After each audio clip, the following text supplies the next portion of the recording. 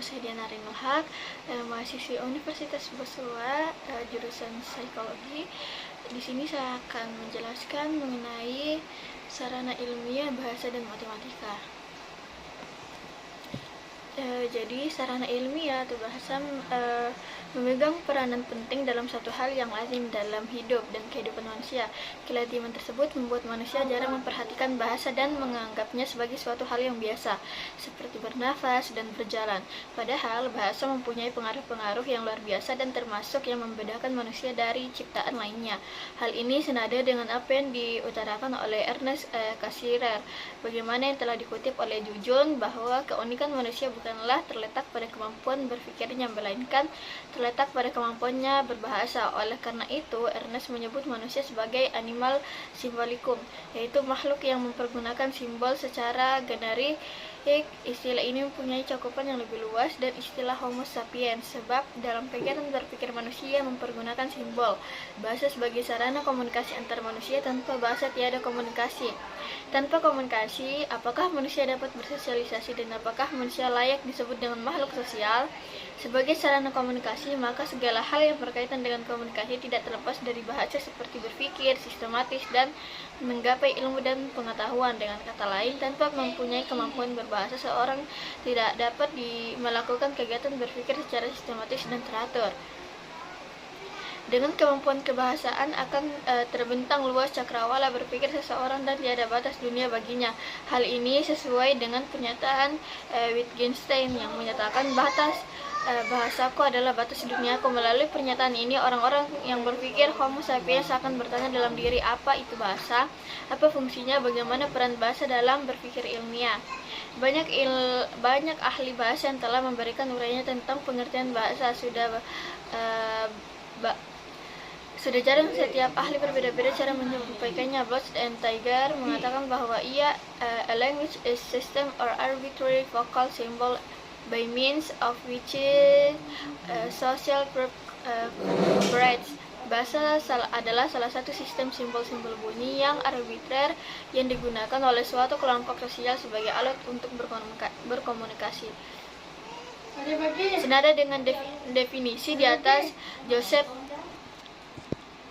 sistem yang berstruktur dari simbol-simbol bunyi arbitrer yang dipergunakan oleh para anggota sesuatu kelompok sosial sebagai alat bergaul satu sama lain. Batasan di atas memerlukan sedikit penjelasan agar tidak terjadi salah paham. Oleh karena itu, perlu diteliti setiap unsur yang terdapat di dalamnya. Yang pertama, simbol-simbol. Simbol-simbol berarti things that stand for other things, atau sesuatu yang menyatakan sesuatu yang lain. Hubungan antara simbol dan sesuatu yang dilambangkan itu tidak merupakan sesuatu yang terjadi dengan sendirinya atau sesuatu yang bersifat alamiah, seperti yang terdapat antara awan hitam dan turunnya salju, ataupun antara tingginya panas badan dan kemungkinan terjadinya infeksi. Awan hitam adalah tanda turunnya hujan, panas suatu badan yang tinggi.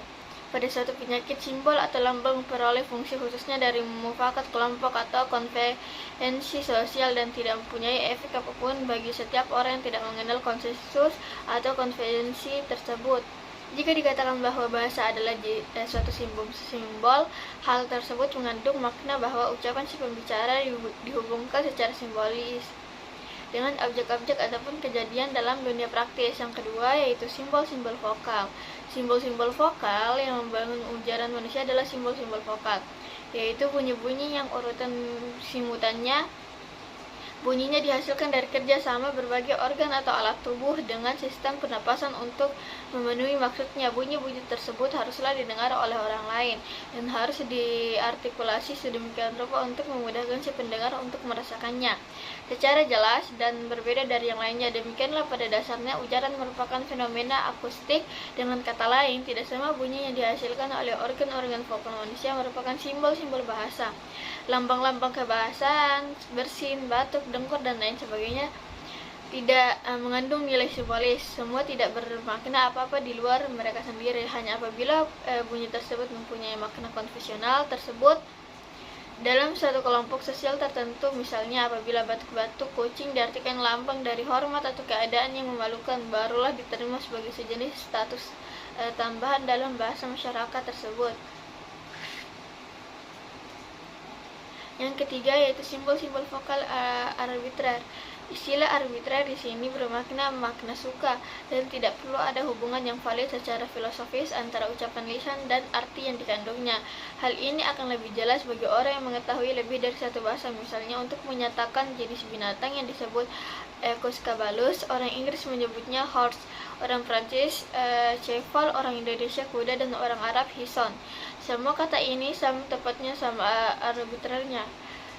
Semuanya adalah konvensi sosial fakni jenis persetujuan yang tidak diucapkan atau kesepakatan secara diam-diam antara sesama anggota masyarakat yang memberi setiap kata makna tertentu. Suatu sistem yang berstruktur dari simbol-simbol arbiter, walaupun hubungan antara bunyi dan hati nurani, logika atau psikologi, namun kerja sama di antara bunyi-bunyi itu sendiri di dalam bahasa tertentu ditandai oleh sejumlah konsistensi ketetapan inter. Misalnya, setiap bahasa beroperasi dengan sejumlah bunyi dasar yang terbatas dan ciri-ciri fonetik lainnya seperti tekanan kata dan intonasi. Dalam beberapa bahasa, bunyi-bunyi tertentu tidak dapat dipakai di awal kata, yang lainnya tidak dapat dipakai atau menduduki posisi di akhir kata. Gabungan bunyi dan urutan bunyi membuktikan betapa pentingnya kriteria kecocokan dan pemulaan yang teratur rapi. Pemulaan ini jelas bersifat intuitif, yang merupakan sifat tidak sadar walaupun telah ditelaah para sarjana, diciptakan dan ditelaah dipergunakan oleh manusia yang biasanya tidak sadar, dan adanya suatu sistem berstruktur yang mendasari ujaran mereka. Yang kelima yaitu yang dipergunakan oleh para anggota sesuatu kelompok sosial sebagai alat bergaul satu sama lain. Bagian ini menyatakan hubungan antara bahasa dan masyarakat. Para ahli sosial menaruh perhatian laku manusia sejauh tingkah laku tersebut dipengaruhi atau wajarnya mereka memandang tingkah laku sosial sebagai tindakan atau aksi yang ditujukan sebagai yang lainnya. Fungsi bahasa memang sangat penting dalam dunia manusia. Dengan bahasa para anggota masyarakat dapat mengadakan interaksi sosial. Telaah mengenai pola-pola interaksi ini merupakan bagian dari ilmu sosiologi. Di antaranya ada fungsi bahasa. Para pakar berselisih pendapat dalam fungsi bahasa. Aliran filsafat bahasa dan psikolinguistik melihat fungsi bahasa sebagai sarana untuk menyampaikan pikiran, perasaan, dan emosi, sedangkan aliran sosiolinguistik berpendapat bahwa fungsi bahasa adalah sarana untuk perubahan masyarakat. Walaupun tampak perbedaan pendapat ini saling melengkapi, secara umum dapat dinyatakan bahwa fungsi bahasa adalah: yang pertama, koordinator kegiatan-kegiatan masyarakat, penetapan pemikiran dan pengungkapan, penyampaian pikiran dan perasaan, penetapan jiwa, pengurangan kegoncangan jiwa.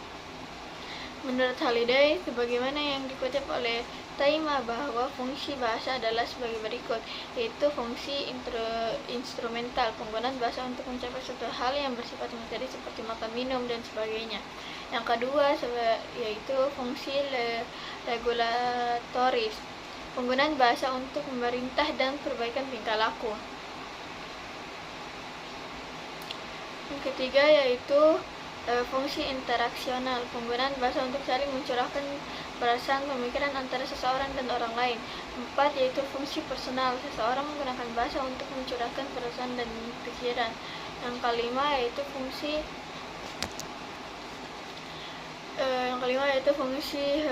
heuristik, penggunaan bahasa untuk mencapai mengungkapkan tabik fenomena dan keinginan untuk mempelajarinya. Yang keenam yaitu fungsi imajinatif, penggunaan bahasa untuk mengungkapkan imajinasi seseorang dan gambaran-gambaran tentang discovery seseorang dan tidak sesuai dengan realita atau dunia nyata. Yang ketujuh yaitu fungsi representasional, penggunaan bahasa untuk menggambarkan pemikiran dan wawasan serta menyampaikan pada orang lain. Miller mengemukakan 3 fungsi bahasa sebagaimana yang dikutip oleh Jujun dalam filsafat ilmu, yaitu simbolik, emotif, dan afektif. Fungsi simbolik dan fungsi emotif menonjol dalam komunikasi ilmiah, sedangkan fungsi afektif menonjol dalam komunikasi estetik. Sedangkan Bahler membedakan fungsi bahasa dalam bahasa ekspresi, bahasa konatif, dan bahasa representasional. Bahasa ekspresif yaitu bahasa yang terarah pada diri sendiri, yakni si pembicara. Bahasa konatif yaitu bahasa yang terarah pada lawan bicara, dan bahasa representasional yaitu bahasa yang terarah pada kenyataan lainnya, yaitu apa saja selain pembicara atau lawan bicaranya. Lebih lanjut, Demonoris mengemukakan 4 fungsi bahasa, yaitu information talking, pertukaran dan informasi. Yang kedua itu mood talking, hal ini sama dengan fungsi bahasa ekspresif yang dikemukakan oleh Bahlar. Yang ketiga itu exploratory talking, sebagai ujaran untuk kepentingan ujaran sebagaimana fungsi estetis. Dan yang keempat yaitu grooming talking, tuturan yang sopan yang maksudnya kerukunan melalui percakapan, ya ini menggunakan bahasa untuk memperlancar proses sosial dan menghindari pertentangan. Yang kedua, bahasa sebagai sarana berpikir ilmiah. Untuk dapat berpikir ilmiah, seseorang selayaknya menguasai kriteria maupun langkah-langkah dalam kegiatan ilmiah. Dengan menguasai hal tersebut, tujuan yang akan digapai akan terwujud. Di samping menguasai langkah-langkah, tentunya kegiatan ini dibantu oleh sarana berupa batasan, logika, matematika, dan statistika.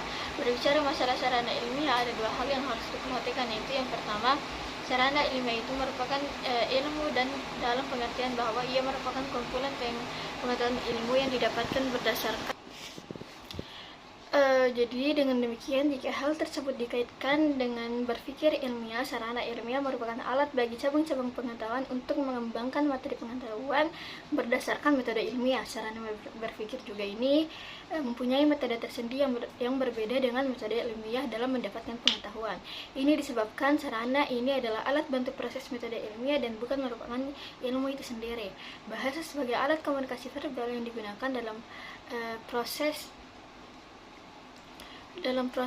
berpikir ilmiah, di mana bahasa merupakan alat berpikir dan alat komunikasi untuk menyampaikan pikiran tersebut kepada orang lain, baik pikiran yang berlandaskan logika, induktif maupun deduktif. Dengan kata lain, kegiatan berpikir ilmiah ini sangat berkaitan erat dengan bahasa. Menggunakan bahasa yang baik dalam berpikir belum tentu mendapatkan kesimpulan yang benar, apalagi dengan bahasa yang tidak baik dan benar. Premis yang salah satu akan menghasilkan kesimpulan yang salah juga. Semua itu terlepas dari fungsi bahasa itu sendiri sebagai sarana berpikir.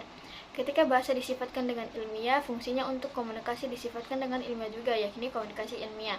Komunikasi ilmiah ini merupakan proses penyampaian informasi berupa pengetahuan. Untuk mencapai komunikasi ilmiah, maka bahasa yang digunakan harus terbatas dari unsur emotif. Di samping itu, bahasa ilmiah juga harus bersifat reproduktif, dengan arti jika si pengirim komunikasi menyampaikan suatu informasi berupa X, misalnya, si pendengar juga harus menerima X juga. Hal ini dimaksudkan untuk tidak terjadi kesalahan informasi di mana suatu informasi berbeda, maka proses berpikirnya juga akan berbeda. Bahasa ilmiah dan bahasa agama telah diutarakan sebelumnya bahwa bahasa ilmiah adalah bahasa yang digunakan dalam kegiatan ilmiah. Berbeda dengan bahasa agama. Ada dua pengertian mendasar tentang bahasa agama. Pertama, bahasa agama adalah kalam ilahi yang terabadikan ke kitab suci. Kedua, bahasa agama merupakan ungkapan serta perilaku keagamaan dari seseorang atau sebuah kelompok sosial. Dengan kata lain, bahasa agama dalam konteks kedua ini merupakan wacana keagamaan yang dilakukan oleh umat beragama, walaupun sarjana ahli agama meskipun tidak selalu menunjuk serta menggunakan ungkapan-ungkapan kitab suci. Walaupun ada perbedaan antara kedua bahasa ini, namun keduanya merupakan sarana untuk menyampaikan sesuatu dengan gaya bahasa yang khas.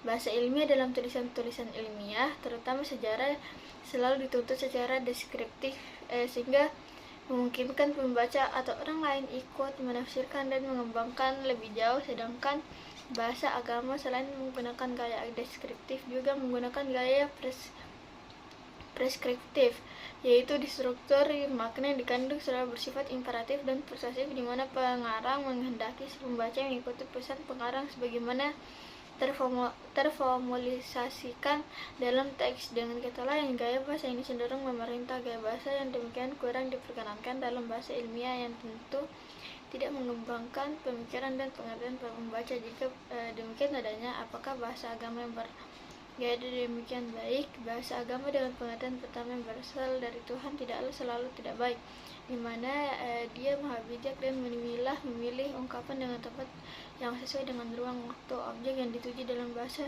preskriptif Tuhan terdapat juga narasi deskriptif dan ungkapan-ungkapan metaforis yang mengundang pemikiran-pemikiran melakukan luasan makna. Jadi bahasa ilmiah yang notabene kreasi manusia, bagaimanapun indahnya gaya bahasanya dan teraturnya urutan katanya, namun tetap akan berhadapan dengan kritik dan saran dari para pembaca. Hal inilah yang sangat berbeda dengan bahasa agama, di mana para jagoan sastra harus mengakui kekalahan mereka jika dihadapkan dengan gaya bahasa agama yang termasuk dalam Al-Quran. Melihat kemahaan gaya bahasa dalam Al-Quran ini, maka gaya tersebut tidak termasuk proses maupun puisi jika ditinjau dari segi disiplin ilmu sastra atau kritik sastra. Hal ini disebabkan oleh bahasa yang terkandung dalam kitab ini lebih menekankan makna yang sanggup mengunggah kesadaran batin dan akal budi ketimbang ungkapan kata yang berbunga-bunga. Dengan demikian, tampaklah kelebihan dan kekurangan antara bahasa ilmiah yang digunakan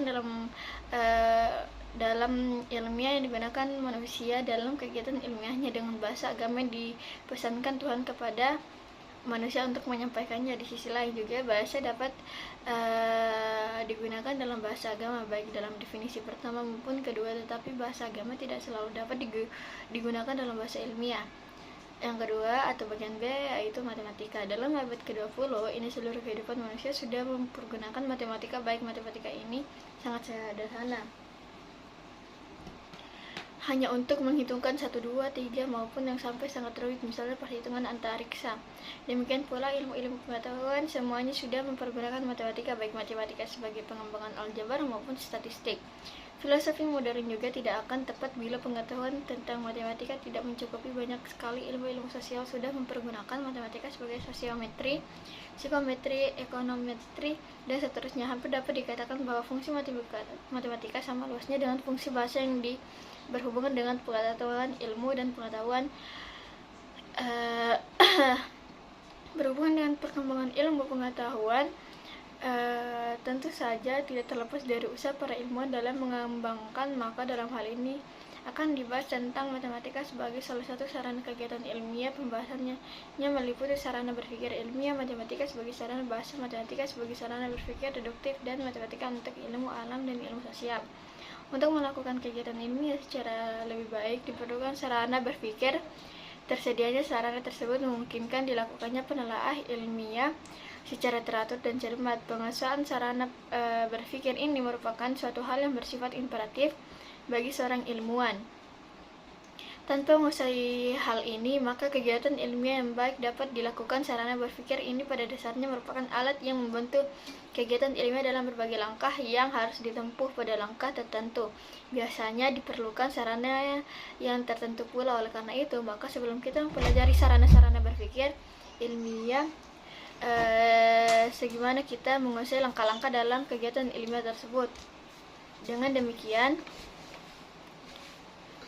dengan jalan ini maka kita akan sampai pada hakikat sarana yang sebenarnya, sebab sarana merupakan alat yang membantu kita dalam mencapai suatu tujuan tertentu. Atau dengan perkataan lain, karena sarana mempunyai fungsi-fungsi yang khas dalam berkaitan secara ilmiah dan menyeluruh. Untuk dapat melakukan kegiatan berpikir ilmiah dengan baik, maka diperlukan sarana berupa bahasa, logika, matematika, dan statistika. Bahasa merupakan alat komunikasi verbal yang dipakai dalam seluruh proses berpikir ilmiah, di mana bahasa merupakan alat berpikir dan alat komunikasi untuk menyampaikan jalan pikiran tersebut kepada orang lain. Ditinjau dari pola pikirnya, maka ilmu merupakan gabungan antara berpikir deduktif dan berpikir induktif. Dengan demikian, penelaran ilmiah menyadarkan kita kepada proses logika deduktif dan logika induktif. Matematika mempunyai peranan penting dalam berpikir deduktif, sedangkan statistik yang mempunyai peran penting dalam berpikir induktif. Yang pertama, matematika sebagai bahasa. Matematika adalah bahasa yang melambangkan serangkaian makna dari serangkaian pernyataan yang ingin kita sampaikan. Lambang-lambang matematika bersifat artifisial yang baru mempunyai arti setelah sebuah makna diberikan kepadanya. Tanpa itu, maka matematika hanya merupakan kumpulan rumus-rumus mati. Yang bahasa verbal mempunyai beberapa kekurangan. Untuk mengatasi kekurangan terdapat pada bahasa verbal, kita berpaling kepada matematika. Dalam hal ini kita katakan bahwa matematika adalah bahasa yang berusaha untuk menghilangkan sifat majemuk dan emosional dari bahasa verbal. Lambang-lambang dari matematika yang dibuat secara artifisial dan individual yang merupakan perjanjian yang berlaku khusus untuk masalah yang sedang kita kaji. Sebuah objek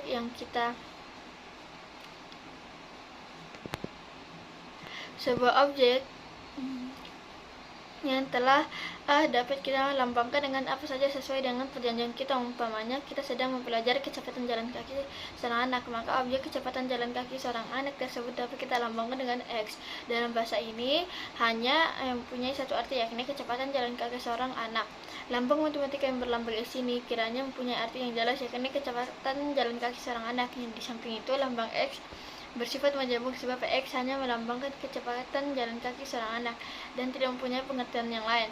Jika kita hubungkan kecepatan jalan kaki seorang anak dengan objek lain, umpamanya jarak yang ditempuh oleh seorang anak yang kita lambangkan dengan Y, maka kita dapat melambangkan hubungan tersebut sebagai Z sama dengan Y atau X, di mana Z melambangkan waktu perjalanan kaki seorang anak. Pernyataan Z adalah Y atau X kiranya jelas tidak mempunyai konotasi emosional dan hanya mengungkapkan informasi mengenai hubungan antara Y, X, dan Z. Dalam hal ini, pernyataan matematika mempunyai sifat yang jelas, spesifik, dan informatif dengan tidak menimbulkan konotasi yang tidak bersifat emosional. Matematika mempunyai kelebihan lain dibandingkan dengan bahasa verbal. Matematika mengembangkan bahasa.